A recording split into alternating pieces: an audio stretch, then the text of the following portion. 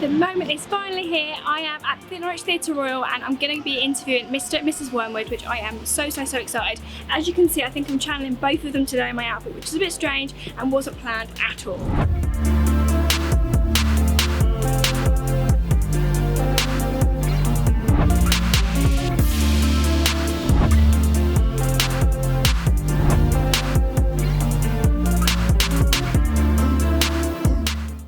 Thank you so much for coming and chatting with me. I am the biggest Matilda fan ever.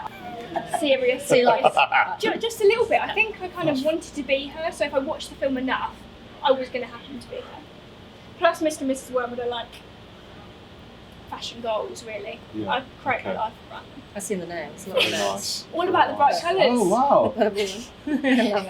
Very cool. So, talking about the costumes, were you really gutted that you only got to wear one costume for the whole of the production? No, it's bliss. I love wearing Really? one costume. It's lovely, yeah. Why?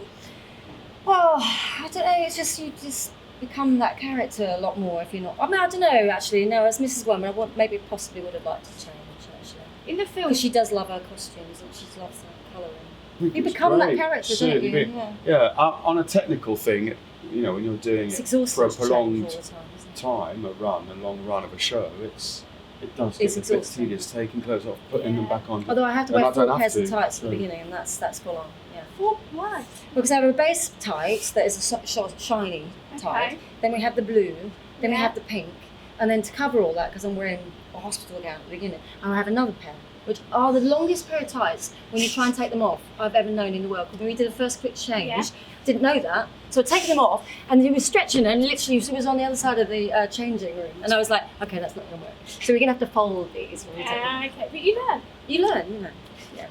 So as soon as you put the costumes on, did you feel like that was channeling your inner Wormwoods? Yeah. Definitely. Did help, yeah. Yeah. Are you colourful people normally, or? No. I don't know. I nearly did wear something much more slightly colourful socks, today, maybe. Happy Socks, they're the brand for me at the moment. I got some Happy Socks. You know Happy Socks? They're doing bamboo, aren't they? They're doing an Andy Warhol collection at the moment. Oh wow, okay. Really cool. I got delivered this morning. So, I like my Happy Socks, but I don't know, am I colourful? Yes, he is. I've been shopping with him, and we always go, oh, this will suit you, and you go, stylish. And he's very stylish. You are very stylish. Wish I had a talent that young. I just wore crazy clothes, and I was like, right, we'll wing that till you get a bit old, shoes and pretend to be a secretary and all those kinds of things, didn't we? Yeah, we're more immature than you get on so well. They are.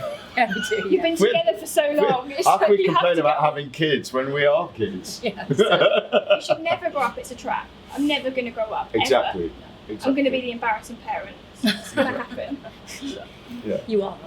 I am an embarrassing parent. So what was your favourite part of the musical? Do you enjoy the singing part? Or? I like the interaction as well. You know, the relationship I have with the other people on stage is great. You know, and because we get on and we enjoy it. And, we do laugh a lot. Yeah. Do you ever get giggling spurts and you can't stop, or do you control it and you just look away and just come back? Never. Always professional. Yeah, of course. Shush. Whenever I get in a giggling spurt, I just can't stop. I have to literally. It's really hard to do your lines when you're laughing, so you do have to. It's better that than being miserable, though. Oh yeah, definitely.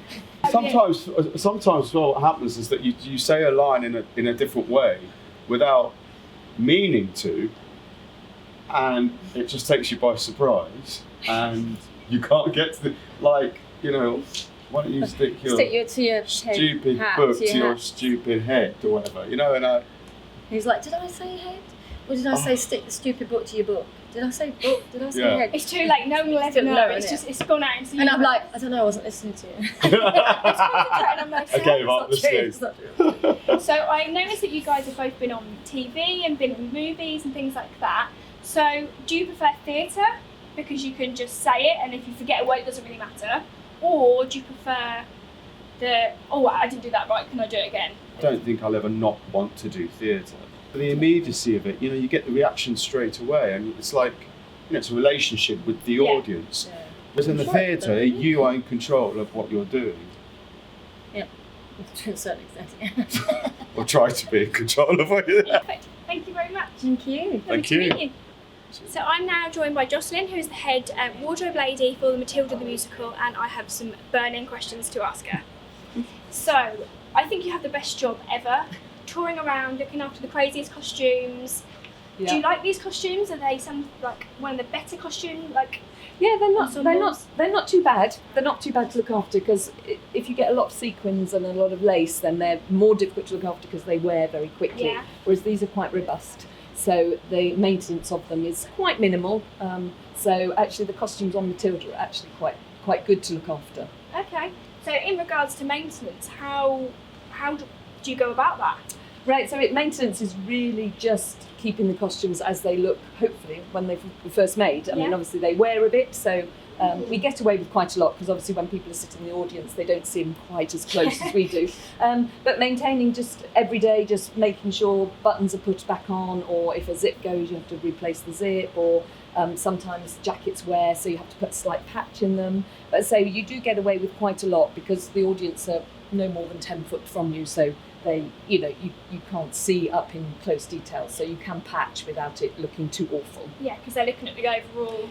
Exactly, and there's so much going on stage and so many costumes that, that if they spot a little patch on an arm, then I think the rest of the stage is doing something wrong.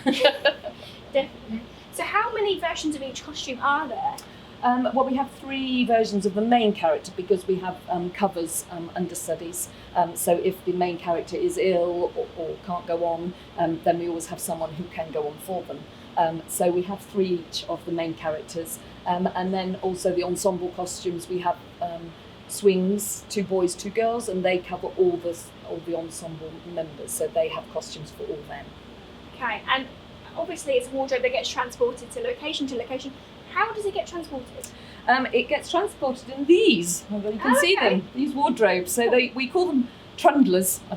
Maybe because you just push them very slowly. And they're basically wardrobe on wheels. And we have 16 of these for Matilda.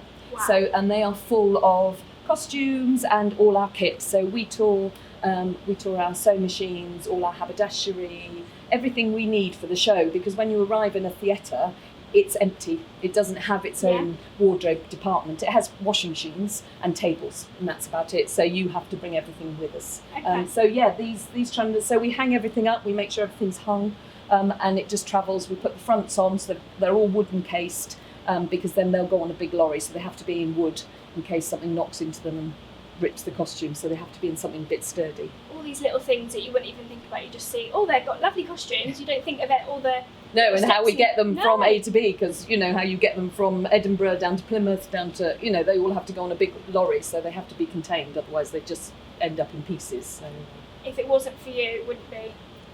this wouldn't happen probably, because this is what we set up every week. This is the wardrobe village, is where we do all the quick changes.